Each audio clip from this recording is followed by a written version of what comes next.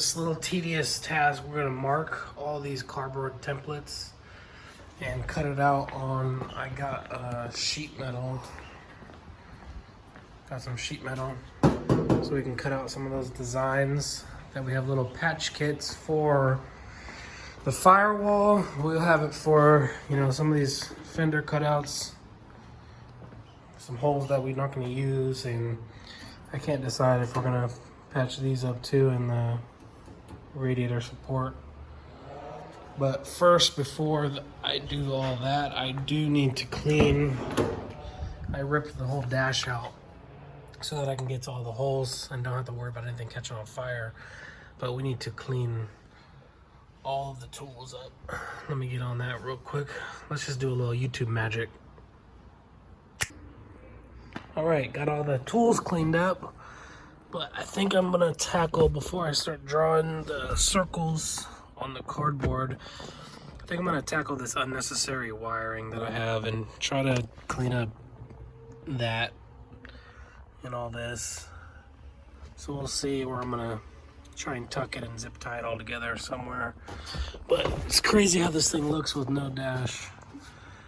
Maybe we'll run it like that once we get the motor and everything back in, just for shits and giggles. All right, check back in after I tuck the rat's nest. All right, we got the cardboard little cutouts that we drew the lines. This is only for the firewall. I have most rough cuts for all the other holes, but these are all firewall, and I'll trim them with the shears, and then we'll try to get them somewhat rounded on the Harbor Freight belt sander. Will be good. Let's see how these come out. All right, look at that. Rough cuts. Not too jagged. Let's see how smoothed out we can get these on the belt sander. I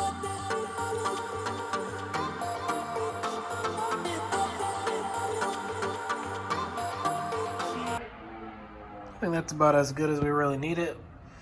Let's go test fit to see how good they fit in the holes to get welded. All right, so basically I'm gonna try and hold it like this with a magnet while my homie from the inside, just little spot welds here and there to hold it in place, and then we'll have the holes all covered up. Seems like it's gonna work, but we'll see when the time comes, and I'll let you guys know. All right, we got it mostly down where we're gonna weld, down to bare metal. So we should be able to plug in the holes, not the seam, but look at the seams, all good. Should be able to plug most of these holes. This is gonna be my favorite corner right here. Should be nothing over here.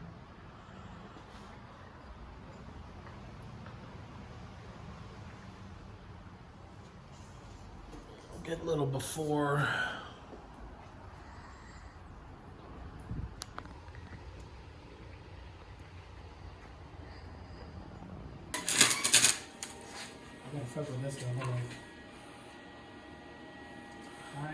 Oh! By the weld this engine bay up, clean it all up, make it look nice, beautiful. You sure to have it on a weld setting, not on a grind setting, right?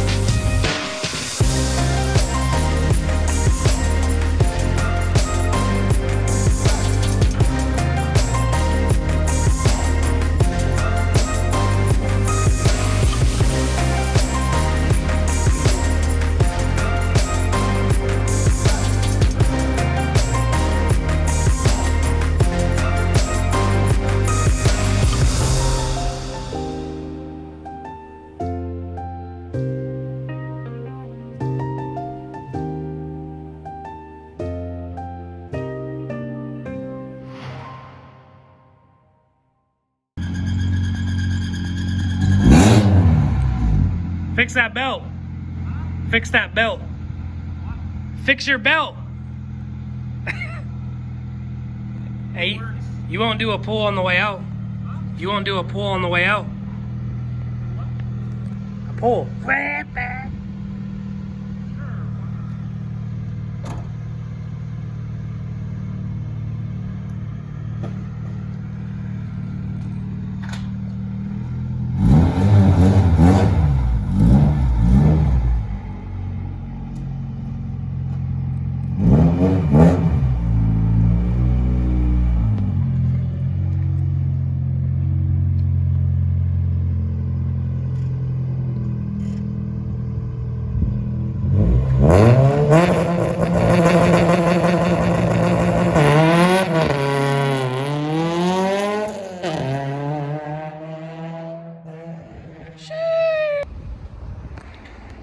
Alright, so we got taped off most of that, patched.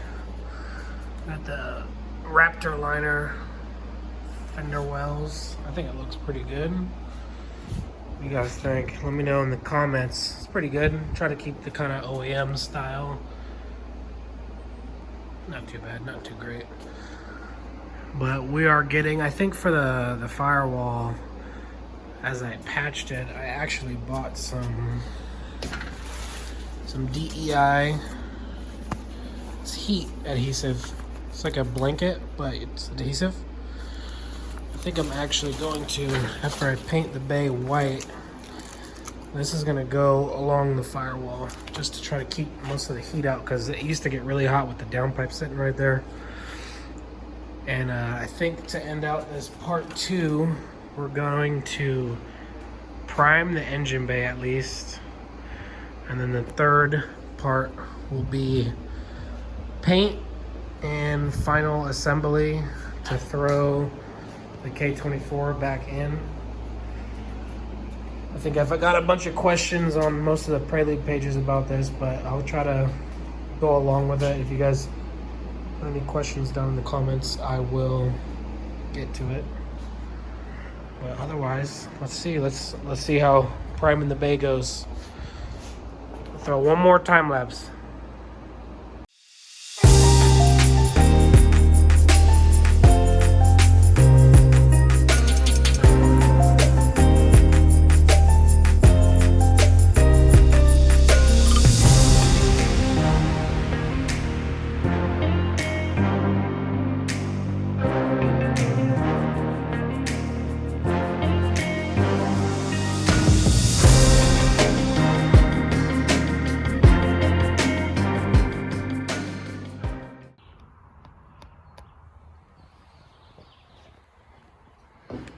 Alright, so I got a little opportunity that I won't say for this car. So as it sits, you know, we were kind of ready to paint the bay and get everything ready, but we'll see if this pans out. I'm not going to tell you guys anything, but you'll find out in part 3 of this car. It might look a little different on its way back.